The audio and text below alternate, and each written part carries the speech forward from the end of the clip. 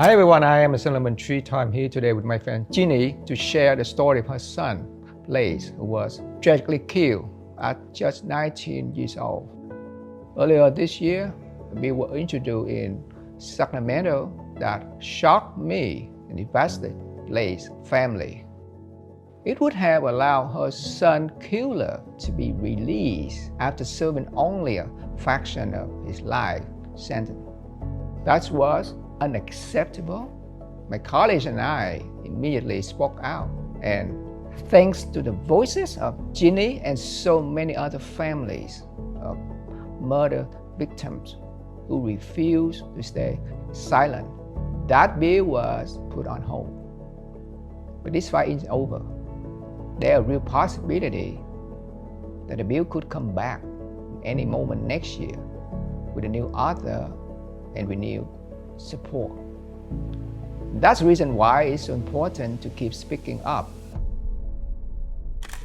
Learning about Blaze's story was heartbreaking, but what has truly stayed with me is her incredible strength, passion, and strong commitment to ensuring that her son's legacy continue to make a difference.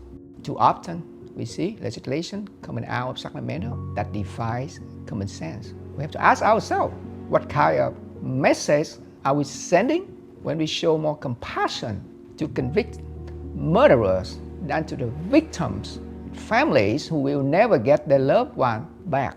That's why I'm here at Jeanne's house, and I really want to hear from her story. I think it's important for all of us in California to have a say in our own public safety. I'm a mom. I'm not a politician.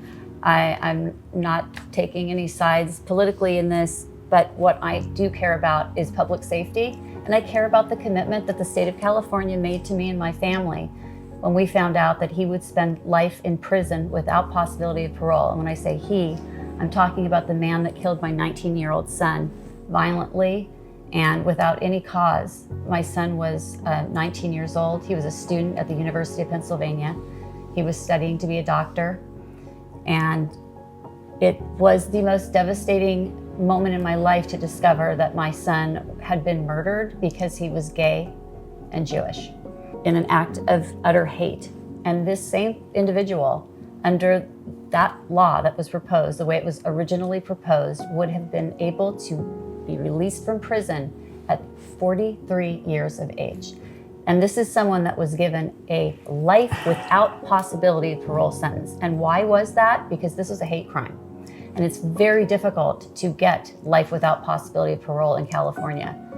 California voters and our legislators have made it increasingly more and more difficult for us to get these kinds of sentences, even for criminals that are as violent as the one that killed my son.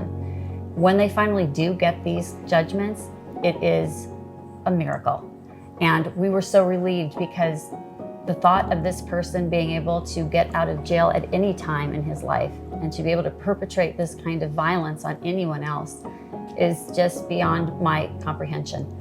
My husband and I decided that we were going to work vigilantly to make sure that my son's legacy of kindness and repairing the world was the most important thing that came out of this. My husband and I started a campaign called Blaze It Forward, and we've used this campaign to encourage people to do intentional acts of kindness.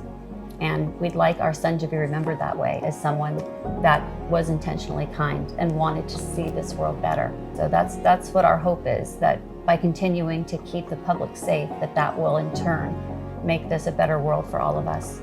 And I truly admire your compassion because of your story, and then you turn into a legacy. But your legacy really helped many families in California. So I think I really appreciate your fight, and you have my commitment. I will to fight with you. I'm so honored to have your ear. I'm hoping that the parts of our legislature that have continued to bring bills like this and continue to shave down the protections that are here for us, the people. Your involvement really helped us to have more hope that the people out there, they really pay attention what's happening in Sacramento.